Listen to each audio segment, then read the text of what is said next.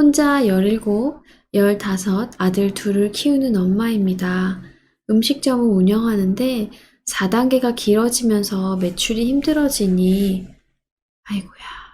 아이들이 성인이 될 때까지 잘 키울 수 있을까 하는 것을 시작으로 생각이 꼬리를 물고 아침이 되어버립니다. 혼자 감당하는 무게가 너무 무거워지는 요즘입니다. 계속 힘을 내자 내가 무너지면 다 무너진다 하며 견디는 삶이 불안으로, 화로, 원망으로, 그리고 무기력으로 자라나요. 이럴 때 어떻게 하면 될까요? 그리고 도움이 되는 책이 있다면 추천 부탁드리겠습니다. 일단 지금 이 경우에는 환경적인 요인으로 인해서 음식점이 저녁 곱창집을 운영을 하시니까 저녁에 장사를 메인으로 하는 곳인데 4단계가 계속되니까 매출이 어려워질 수밖에 없거든요.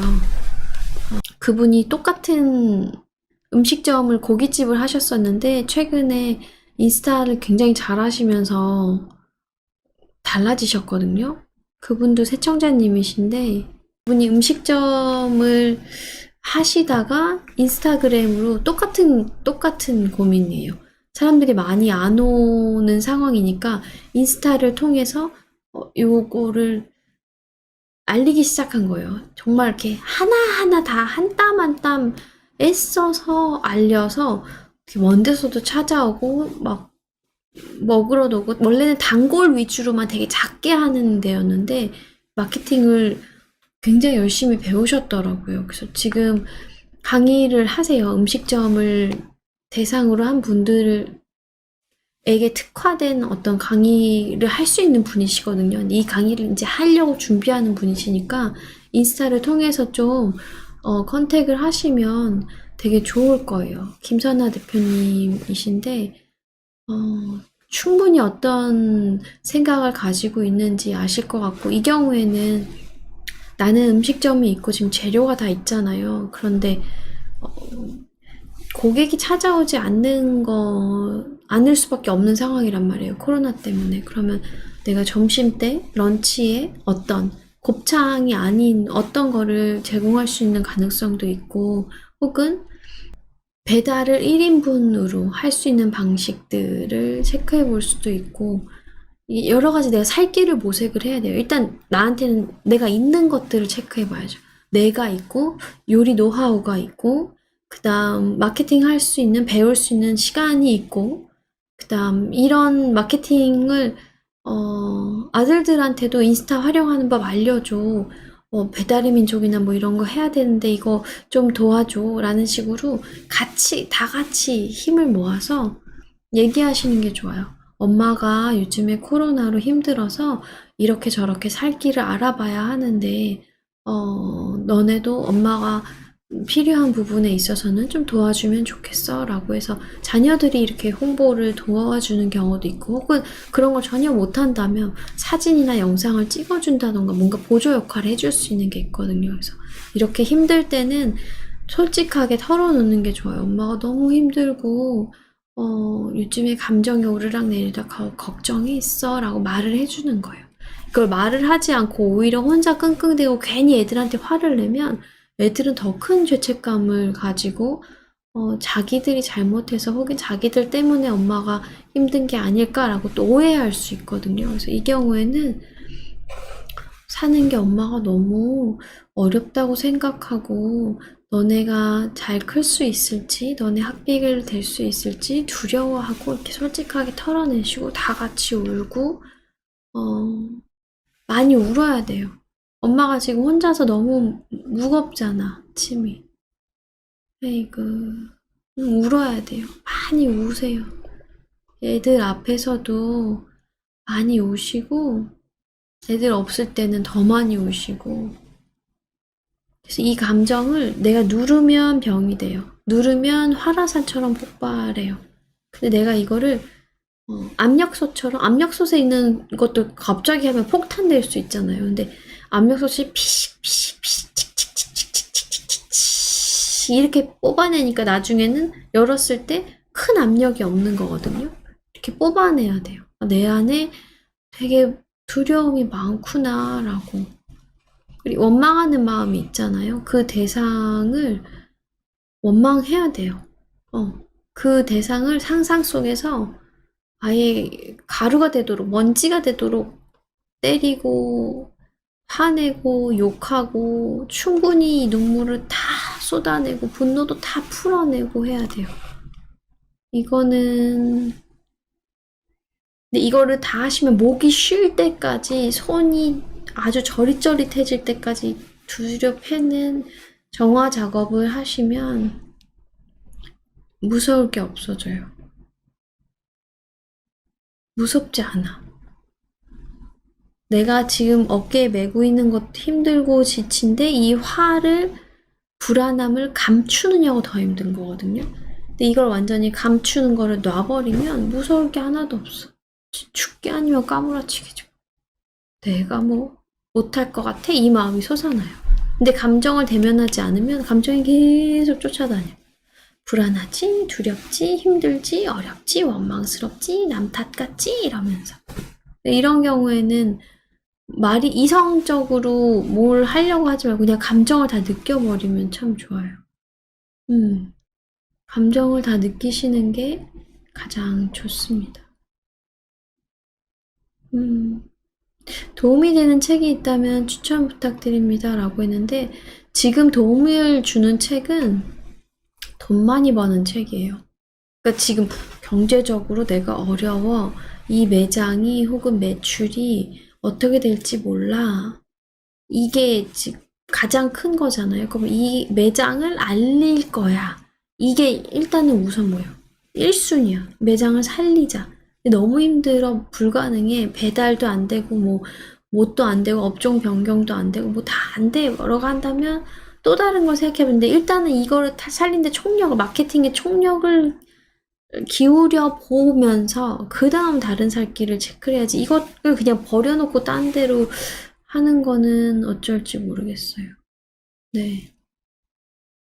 그리고 17, 15 아들들이면 진짜 애쓰셨어요. 만약에 7살, 5살 아들이라고 생각을 해보세요. 그럼 진짜 갈 길이 먼데 17, 15이면 이제 큰애는 뭐 1, 2년 막내까지 치면 4년만 애들 그냥 풍족하게는 못 지낼지라도 집 있고 지붕 있는 집에서 따뜻한 물로 샤워할 수 있고 삼시세끼 김밥이라도 먹을 수 있고 그러면 돼요. 그러면 돼요. 뭐를 막 이렇게 애한테 너무 많이 지금 할 수 있는 상황이라면 하면 좋지만 할 수 없는 상황이라면 그냥 내가 할 수 있는 이것이 최선이다 아이들아. 엄마가 더 해주고 싶은데 능력이 되지 않아서 미안하다라고 솔직하게 털어놓으시면 돼요. 우리 애들 불쌍해서 어떡해요 라고 하신다면 지금 사연자님이 아기 때 생각해 보세요. 17, 15살 때 나는 누가 이렇게 돌봐준 사람이 있었나? 없었단 말이에요. 없었는데도 잘 컸잖아요. 근데 우리 애들은 내가 있잖아. 내가 목숨을 걸고서라도 이 아이를 지키기 위해서 애쓰고 있잖아요. 맞아요. 쉬운 고기 김선아 대표님 방송 끝나고 보겠습니다. 라고. 맞아요. 인스타로 김세 작가님 방송 보고 온 17, 15 아들 엄마입니다. 라고 하시면 만날 수 있는 기회가 생기면 좋겠지만 어떻게 될지 모르겠고 일단은 DM을 한번 보내보시면 좋을 것 같아요. 이분은 되게 오랜 시청자이시면서 감사가 이렇게 몸에 밴 분이에요. 되게 떨려 하시면서 이런 음식점이나 인스타그램 마케팅을 알려주는 거를 막 이제 시작을 하셨는데 잘하실 거라고 생각해요. 그렇네요. 저 5살, 3살 때부터 혼자 키웠네요. 그렇네요. 다행이네요. 감사하네요. 4년 남았어요. 4년 남았고 진짜 어린애들 데리고 혼자 키우면서 막막한 분들도 많으시거든요. 나는 그 힘든 시간, 더 힘든 시간도 다 버틴 거예요. 3살, 5살이면 세상에 얘네 밥 먹이고 얘네 맡기고 일하러 갔다 오고 얼마나 그때 마음고생 많았어요. 잘하셨어요. 많이 애썼어요. 얼마나 힘들었을까 혼자서. 루이스의 치유책에 보면 혈액이 기쁨의 산소가 들어가서 혈액이 끝까지 간다고 그랬거든요. 근데 기쁘지 않고 의무로만 일을 하시는 분들은 피가 안 돌아요. 피가 안 돌아서 뇌에서 멈추면 뇌질환, 심장에서 멈추면 심장질환, 혈액 관련된 여러 가지 질병들로 다 나오거든요. 여러분, 코가 다 안 풀었는데 눈치 보면서 내가 확 못 풀고 이렇게 찔끔찔끔 푼 적 있잖아요. 그때 어때요? 시원하고 개운한 느낌 들었어요? 아니면 아우 빨리 팡 풀어버리고 싶다 이 생각 들었어요. 팡 풀어버리고 싶었잖아요. 내 안에 눈물도 이만큼 지금 쌓여 있는 거예요. 이만큼이 쌓여 있어. 그러니까 나는 더 많이 웃고 더 많이 안 슬픈 척하고 괜찮은 척하고 근데 힘이 하나도 없어. 지쳐.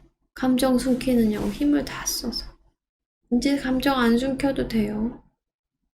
애들도 다 컸어. 그리고 감정을 숨기면 그 감정이 더 드러나요. 우리 옛날에 그랬잖아요. 엄마가 너 내가 하지 말라고 그랬지. 하지 말라고 했어요, 안 했어요? 이게 말투로만 보면 하지 말라고 했지요. 하지 말라고 했어요, 안 했어요? 되게 우아한 말투잖아요. 근데 그 안에 감정이 분노가 막 이러니까 그냥 쳐다만 봐도 그냥 심장이 철렁했잖아요. 애들도 똑같아. 엄마가 울고 싶은데 그걸 꾹 참고 얘들아 밥 먹자, 밥 먹어야지 이러면 애들은 이 말을 보는 게 아니고 감정을 읽어요. 우주도 마찬가지예요. 우리가 소원을 보낼 때 이 소원 안에 담겨 있는 감정이 뭔지를 봐요. 감정이 중요해요. 감정을 그래서 느끼고 내가 감정을 표현하는 거에 있어서 자유로워져야지. 어머 나 창피했네. 어머 나 화났네. 어머 나 눈물 나네. 어머 나 저 사람 죽이고 싶네. 이 감정이 그냥 구름처럼 다 인정해야 돼. 어떤 감정이 이렇게 지나가면 야 너는 먹구름이니까 오지 마. 저리 너 천둥 갖고 있어? 오지 마. 야 너 오지 마. 이렇게 다 내가 커트 해버리면 하늘이 파란색인데 이건 가짜 하늘인 거야. 색칠한 하늘이에요. 제대로 된 인간이라면 천둥도 치고 바람도 치고 먹구름이 그냥 몇 날 며칠 동안 찜통일 때도 있고 몇 날 며칠 동안 막 찔 때도 있고 봄, 여름, 가을, 겨울 인생의 그 추나추동을 다 겪는 게 너무 인간답고 자연스러운 거예요. 울어요. 그래서 척하느냐가 힘들다. 척하는 사람들이 온몸이 다 아파. 온몸이 안 아픈 데가 없고 작년에 알았는데 아빠가 싫어 이 말을 너무 하고 싶었는데 말을 못했던 거예요. 왜냐면 엄마랑 아빠랑 이혼하면 나는 큰애 데려갈 테니까 당신이 새애 데려가 이 말을 두 분이 한 10년 넘게 하셨거든요. 나는 아빠가 너무 싫어도 두 분이 헤어지면 아빠랑 같이 살아야 되잖아요. 아빠 싫어라는 말을 한 번도 못했어요. 피가 떡이 되도록 맞아도 아빠 보면 방긋방긋 웃고 아빠 싫어 이 말을 해본 적이 없더라고요. 그래서 제가 아빠 싫어 이 말을 원 없이 했어요. 원 없이 하니까 오히려 평안해지더라고요. 그리고 심지어 저장도 해놨어. 아버지 이렇게 뜨잖아요. 그럼 거기다가 밑에 어렸을 때 싫어란 말을 못했다 이렇게 저장해놨어. 그리고 이것도 저장해놨어요.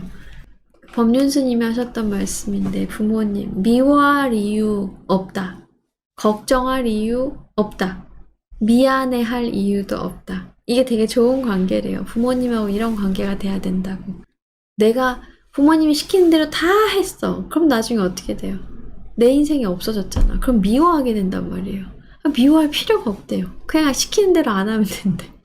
네가 작은 엄마야? 그럼 아니야 엄마. 엄마가 엄마지 내가 왜 엄마야? 난 누나야. 이렇게 말해주는 거야. 그리고 걱정할 이유도 없대요. 왜? 자기들이 성인이 알아서 산 건데 그걸 뭐 내가 걱정을 해. 나는 나 걱정, 나랑 내 자식들 걱정. 요게 이제 1순위여야 된다는 거죠. 걱정할 이유도 없대요. 그냥 알아서 살다 알아서 가시게끔. 그리고 난 다음에 그렇게 하면은 막, 아이고, 미안해요. 이러면서 미안해 하잖아요. 미안해 할 이유도 없대요. 미안해 할 이유도 없대요. 그게 내 잘못이 아니잖아. 부모님이 막 아프시고 힘들고, 뭐, 돈 버느냐고 너 때문에 힘들었어. 내가 안 태어났어도 스스로 돈 벌고 사는 거, 자기 벌어서 먹이고 사는 거 이런 거 다 힘들어요. 내 탓으로 다 돌린다면 엄마 아빠가 인생의 모든 잘못을 냉정하게 생각해 봐야 돼요. 나는 지금 내가 혼자서 아이들 돌보면서 음식점 하는 게 그게 애들 때문인가라고 생각을 해봐야 돼요. 아니야. 애들이 있어서 내가 산 거잖아요. 엄마 미워요. 이기적이야. 엄마는 밉다는 말을 이렇게 공개적으로 하다니 처음이에요. 그니까요. 저는 그래서 그 거울요가 최이수 소장님께서 아버지가 바람을 피셔서 어머니가 집을 나갔다 이렇게 적어 놓으셨는데 그거 볼 때마다 짜릿해요.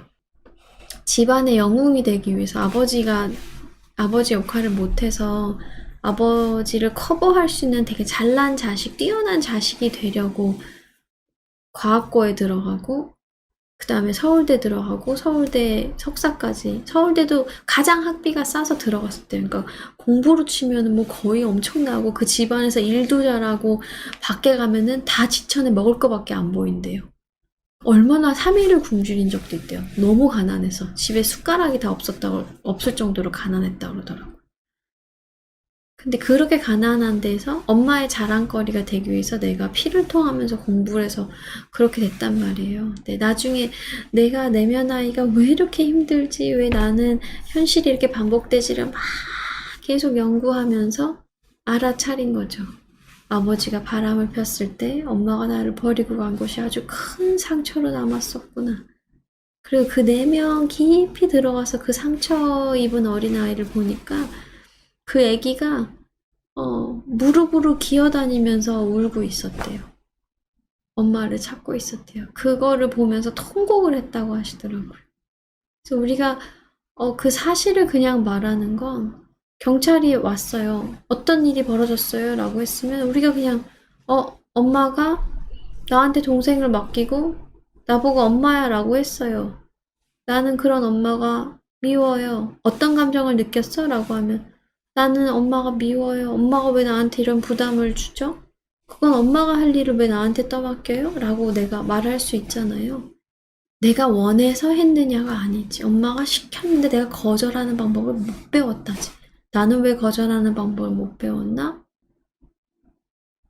내가 착하고 말 잘 듣는 딸이 되면 나를 안 버릴까 봐.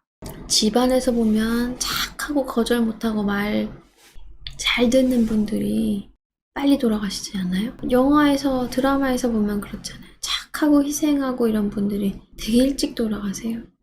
자기 감정을 알아주지 않아서 그 안에 있는 분노가 쌓여서 자기를 해치는 병이나 아니면 다른 방식으로 돌아온 거예요. 그렇게까지 해서 내가 좋은 사람으로 남아야 된다? 착한 사람이 돼야 된다? 그래야지 엄마가 안 버린다? 그거 다 말도 안 되는 거짓말이에요. 그냥 나는 나로 살면 돼요. 나로 사는 거, 그리고 부모님에게 더 이상 의지하지 않고 부모님에게 인정받지 않아도 괜찮은 당당한 내가 되는 거. 그게 진짜 얼마나 큰 효도인데요. 부모님 만족시키려고 애쓰는 거는요.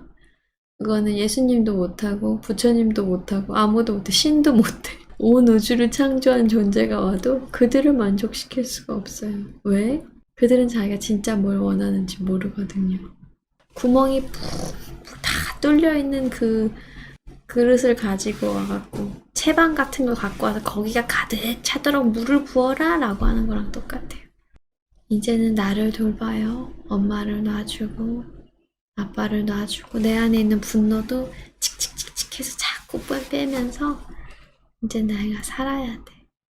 그리고 내가 사는 게 제일 큰 효도고 나중에 부모님이 지금은 육신의 옷을 입고 있어서 자신을 보호하려는 마음 때문에 딸에게 이기적으로 굴 수 있거든요. 근데 나중에 돌아가시고 나면 아이고 우리 딸이 내가 살아생전에는 내 말대로 안 해서 원망 많이 했는데 내가 죽어서 보니까 우리 딸이 너무 잘한 거였구나. 그러면서 좋아하실 거예요. 여러분 거절하세요. 거절하셔도 돼요. 경계를 그으세요. 여기까지가 내 영역입니다. 요 이상 들어오시면 안 돼요. 라고. 우리 집에, 아파트에 다 자물쇠 달려있잖아요. 비밀번호 누르고 그거 아는 사람만 들어오잖아요. 아무리 가족이어도 내 집, 남의 집, 뭐 이렇게 다 분류돼 있단 말이에요. 건강한 경계가 있으면 좋아요. 네, 좋아. 가볼게요. 안녕, 사랑해요. 걱정 마요. 걱정한다고 해결되는 것도 아니고, 모든 걱정에 계속해서 사랑의 빛을 보내주세요. 걱정이 점점 줄어들고, 사랑이 점점 안에서부터 피어나온다라고 하시면 좋습니다. 오늘 함께 해주셔서 감사합니다. 좋아요랑 댓글 하나씩 부탁드릴게요.